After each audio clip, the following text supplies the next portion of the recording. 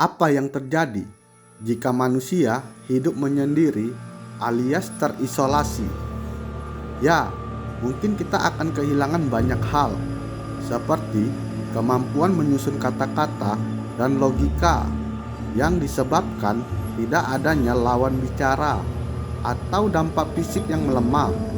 Dan ini yang paling penting, jika manusia hidup menyendiri, peradaban akan runtuh. Tidak adanya penemuan baru, tidak ada seni, dan tidak ada kemajuan teknologi. Secara kodratnya, manusia disebut makhluk sosial. Artinya, kita memiliki insting alami untuk hidup berkelompok dan berinteraksi dengan sesama. Sekarang, coba waktu kita tarik mundur ke belakang, menuju masa Yunani kuno sekitar tahun 350 sebelum Masehi. Di sana ada seorang filsuf besar bernama Aristoteles yang mencetuskan pendapat tentang makhluk sosial ini.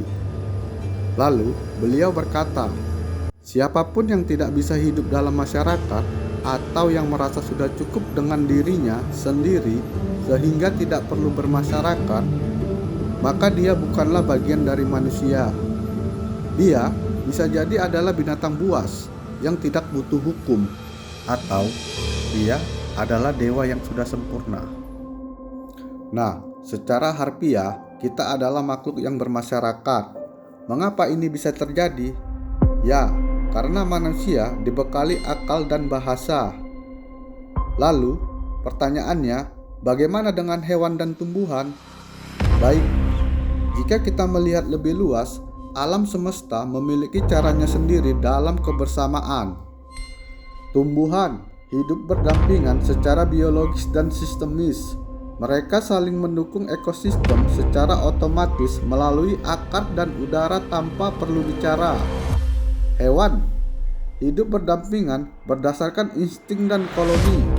Mereka bergerak bersama untuk perlindungan dan kelangsungan hidup, berkomunikasi lewat suara demi kebutuhan fisik sesaat. Namun, manusia melampaui itu semua. Kita hidup berdampingan secara sosial dan sadar, melalui akal dan bahasa.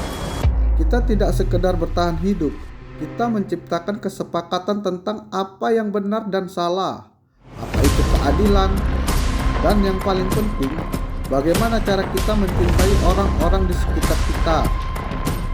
Nah, selanjutnya kita akan mendalami pembahasan ini. Ada beberapa alasan mendasar mengapa kita selalu hidup berdampingan. Bayangkan, jika Anda harus mengerjakan semua pekerjaan sendiri, misalnya mencari nafkah, mencuci pakaian, membangun rumah, hingga mengobati diri sendiri saat sakit. Bagaimana menurut Anda? Ya, pasti mustahil, bukan? Asal kalian tahu, tidak ada manusia yang bisa memenuhi semua kebutuhannya seorang diri. Kita hidup dalam ekosistem besar di mana setiap orang memegang peran yang berbeda. Pernahkah Anda merasa sangat bahagia, tapi justru tidak ada satupun orang untuk berbagi cerita? Kebahagiaan itu pasti terasa hambar. Secara mental, manusia bukan hanya butuh makanan, tapi juga butuh pengakuan dan kasih sayang. Kita butuh rasa aman yang datang dari pelukan atau sekedar dukungan moral di saat dunia terasa berat. Kita hidup agar tidak ada satupun dari kita yang harus berjuang sendirian dalam kesunyian. Nah, ini adalah bagian yang menarik karena menunjukkan perubahan drastis dari masa lalu. Ribuan tahun lalu, hidup berkelompok adalah cara agar kita tidak berakhir dalam cengkraman binatang buas. Secara fisik, kita lemah, tapi secara kelompok, kita tak terkalahkan. Namun, di zaman sekarang, ancaman bukan lagi dari predator hutan, melainkan potensi konflik antar sesama dan perebutan sumber daya. Ironisnya, kini kita hidup berdampingan justru untuk saling melindungi diri dari ego kita masing-masing. Ilmu pengetahuan dan teknologi tidak akan pernah lahir dalam isolasi.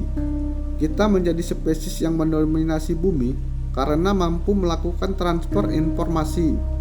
Apa yang ditemukan kakek buyut kita, lalu dipelajari orang tua kita, dan hari ini disempurnakan oleh kita.